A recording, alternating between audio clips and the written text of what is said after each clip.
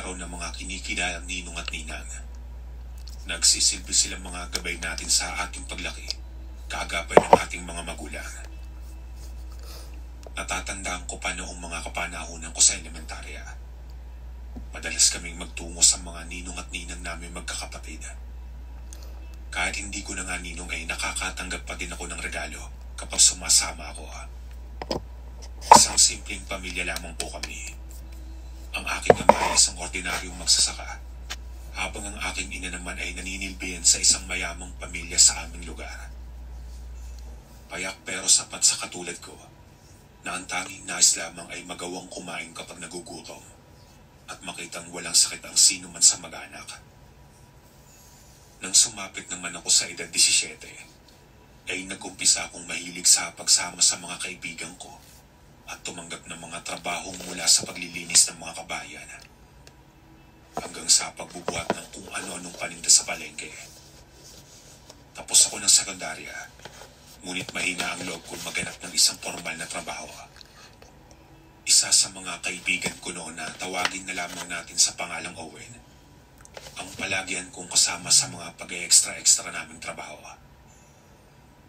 Unti-unti ay nakakaipong kami at habang lumilipas naman ang panahon, ay nagkakaroon kami ng mga bagong kaibigan. Isang tagpo noon sa palengke, ang naging dahilan naman para tuluyan akong pahintuin ng mga magulang ko sa pagsama-sama bilang kargador.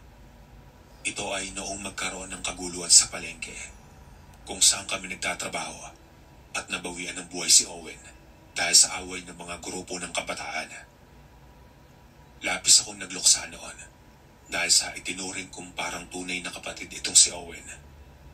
Sa pagkakaalam ko ay ulilang lubos ito at katuwang ang kanyang itinuturing na lolo ay tinataguyod niya ang dalawang kapatid. Ngunit sa kasawiang palad ay nangyari nga kay Owen ang trahedya. Anak, nabalitaan ko yung nangyari sa kaibigan mong si Owen. Nakakaawa. Kilala ko ang lolo Abner niya at nakausap ko noong isang araw. Ang mabuti pa ay itigil mo na ang pagpunta dyan sa palengke at maghanap ka na lang ng ibang mapagkakakitaan kung gusto mo talaga magtrabaho. Tapos ka naman ng sekundarya.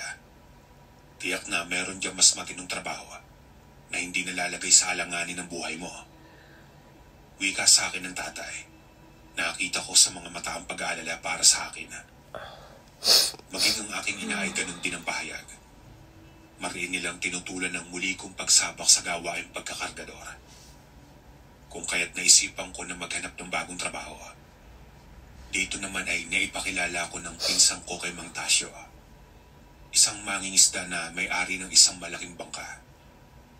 Ang unang tanong sa akin ng matanda, kung marunong daw ba akong lumangoy.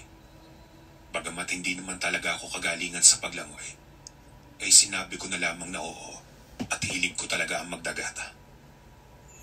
Ayon kay Mang Tasyo, 1 linggo mula sa pag-uusap namin, ay isasama na niya ako sa pagpapalaot nila. Wala